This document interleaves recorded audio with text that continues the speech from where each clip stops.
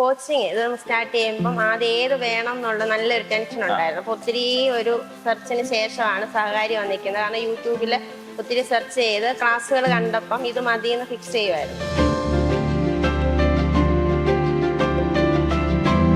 അങ്ങനെ കയറി അപ്പം ആ ഒരു വിജയം സഹകാരിക്ക് പ്രത്യേകം ഡെഡിക്കേറ്റ് ചെയ്യുന്നു.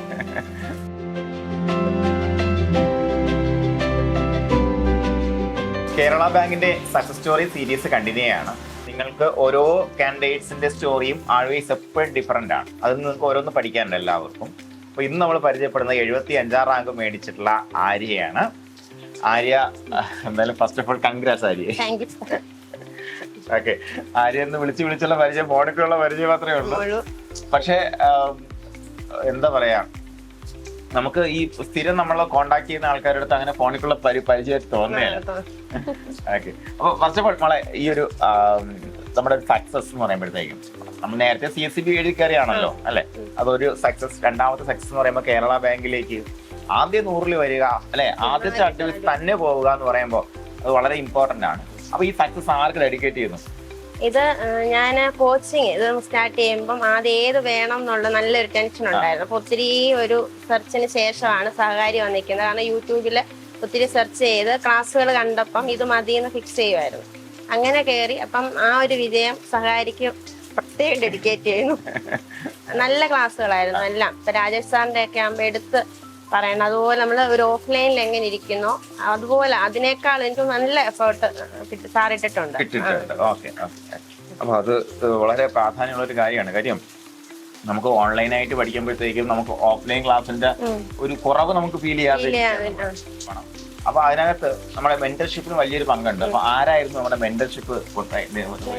അഞ്ജലി മിസ് ആയിരുന്നു. അപ്പൊ അഞ്ജലിക്ക് വലിയൊരു കൺഗ്രാറ്റ്സ്. ഒരുപാട് പേരെ ജോലിയിലേക്ക് കൊണ്ടുവന്നതിൽ. അപ്പൊ അതിനോടൊപ്പം നമ്മുടെ ആ ഒരു ഡെയിലി സ്ട്രാറ്റജി എങ്ങനെ നമ്മളെ ഫോളോ ചെയ്യാൻ പറ്റുമായിരുന്നോ?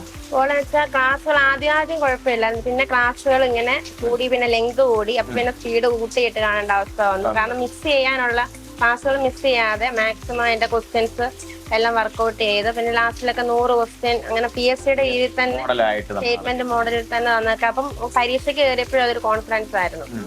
കാരണം ആദ്യത്തെ ഒരു 30 ക്വസ്റ്റ്യൻ എന്ന് പറയുന്നത് വളരെ സിമ്പിൾ ആണെന്ന് കണ്ടപ്പോഴേ അറിയാം അകത്തെന്തോ പണിയുണ്ടെന്ന്.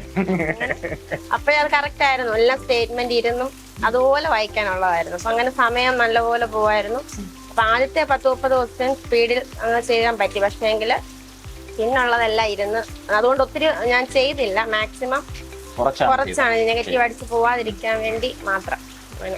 അപ്പൊ കേരള ബാങ്ക് പരീക്ഷയെ കറക്റ്റ് ആയിട്ട് ടാക്കിൾ ചെയ്ത ഒരാളാണ്. കേരള ബാങ്ക് പരീക്ഷ മാത്രമല്ല, നമ്മൾ പൊതുവെ PSC പരീക്ഷ എടുക്കുമ്പോൾ ആദ്യം ഇച്ചിരി ടൈറ്റ് ആണെന്നുണ്ടെങ്കിൽ അവസാനം എളുപ്പമുള്ള ക്വസ്റ്റ്യൻ ഉണ്ടാവും അല്ലേ? അല്ലെങ്കിൽ ആദ്യം എളുപ്പമാണെന്നുണ്ടെങ്കിൽ അങ്ങോട്ട് പണി ഉണ്ട് എന്ന് പ്രതീക്ഷിക്കണമെന്ന് പറഞ്ഞു വിട്ടതാണ്.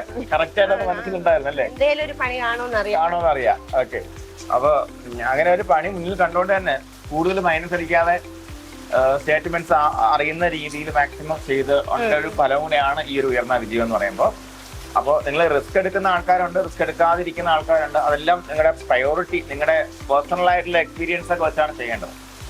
അപ്പൊ അവിടെ നിങ്ങൾക്കൊരു എന്ത് തീരുമാനിക്കാം, അത് വേണോ വേണ്ടെന്നുള്ള അല്ലേ തീരുമാനിച്ചതിനെ മുന്നോട്ട് പോകാവുന്നതാണ്. ഓക്കെ, അപ്പൊ നമ്മുടെ ഇത്രയും ഇത് നിൽക്കുന്നു. അപ്പോൾ കേരള ബാങ്കിലേക്ക് പോവുക. അതുപോലെ ഇനിയും വിവരങ്ങൾ ആര്യ കൈപ്പിടിയിൽ ഒതുക്കുക. എല്ലാ കൂട്ടുകാർക്കും വിജയാശംസകൾ.